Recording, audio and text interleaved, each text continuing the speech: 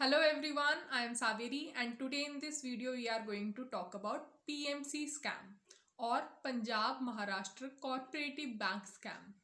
तो इस स्कैम की दो लेयर्स हैं। एक लेयर है आपकी जो बैंक ने फ्रॉड किया, the scam that was done by bank itself and they were responsible for the excess risk taking in the market.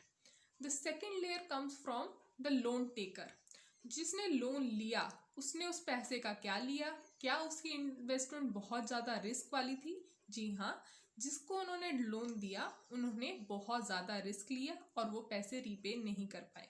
Let's understand both these layers. So let's start by understanding the bank layer. तो जो भी administrative staff था PMC bank में जिनका काम था loan देना, they were actually very biased and they did a scam where they gave a lot of money to one particular entity और उन्होंने कोलैटरल को नहीं देखा। जो एंटिटी था जिसको उन्होंने लोन दिया उसके भी रिस्क्स को उन्होंने एनालाइज नहीं किया, और जो एक आरबीआई की गाइडलाइन होती है कि इतना % ही लोन किसी पर्टिकुलर एंटिटी को देना चाहिए, उन्होंने उस गाइडलाइन को भी फॉलो नहीं किया।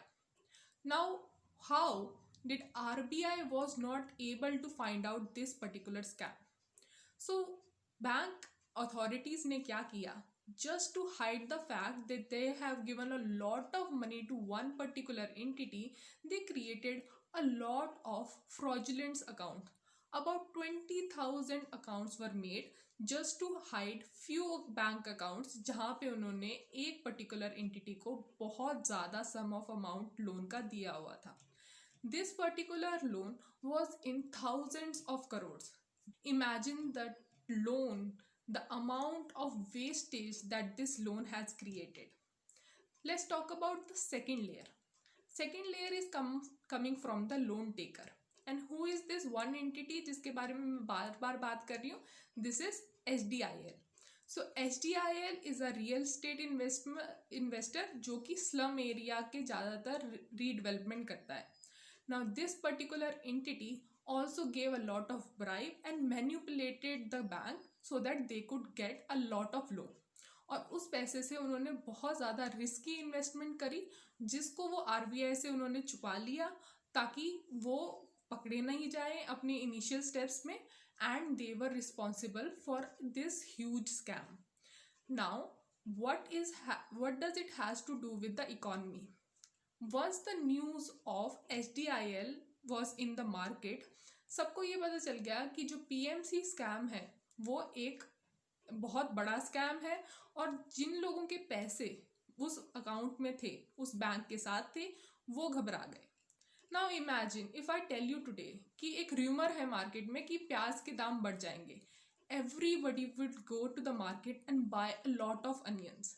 इससे क्या, सिर्फ एक र्यूमर की वजह से ही प्याज के दाम बढ़ जाएंगे। And if I tell you कि आपकी हार्ड अर्न्ड मनी जो है वो वेस्ट होने वाला है, तो आप क्या करेंगे? आप तुरंत बैंक जाएंगे और अपना सारा पैसा निकलवाने की कोशिश करेंगे। That is exactly what happened with this particular bank as well.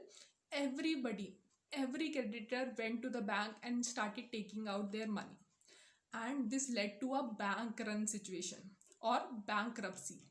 Bank के पास जब पैसा नहीं रहेगा तो लोग कहाँ से अपना पैसा रिकवर करेंगे? And this is what happened with this bank. सब लोगों ने अपना पैसा निकलवाना शुरू कर दिया और बैंक ने बैंक रन डिक्लेयर कर दिया कि अब हमारे पास कोई भी पैसा नहीं है। नाउ इस पर्टिकुलर स्कैम से हमें क्या लेसन लेना चाहिए? फर्स्टली, जिस सेक्टर में गवर्नमेंट की एक्सपर्टीज नहीं है, फॉर एग्जाम्पल बैंकिंग, उसमें उसको ज़्यादा इन्वेस्ट नहीं करना चाहिए एंड उसके अंदर उसको ज़्यादा एक्सपोजर नहीं दिखाना चाहिए।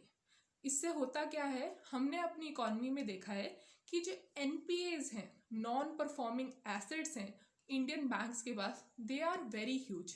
This is happening because banking sector में इंडियन गवर्नमेंट के पास एक्सपर्टीज नहीं है, और चाहिए ये गवर्नमेंट को करना कि जो भी ये एक्सपोजर्स हैं वो कॉर्पोरेटिव बैंक या फिर जो प्राइवेट बैंक्स हैं उनको छोड़ दें।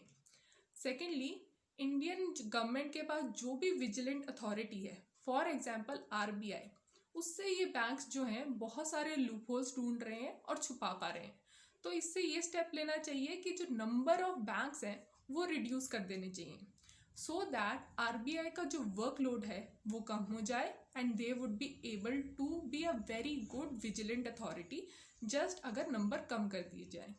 थर्डली, जैसे एचडीआईएल कोई इन्वेस्टर है उन पे एक स्ट्रॉन्ग होल्ड होना चाहिए आरबीआई का, और उनके अकाउंट्स जो हैं बहुत रिगरसली टेस्ट किए जाना चाहिए। Fourthly, the punishment should be really high so that कोई भी अगर ये स्कैम करता है तो वो पहले डरे and they do not do this scam on the first place, क्योंकि जो इससे हार्म है वो छोटे इन्वेस्टर्स और छोटे क्रेडिटर्स को बहुत बड़ा होता है। I hope you like this video. If you did, please hit the like button and subscribe to our YouTube channel. Thank you and have a great day.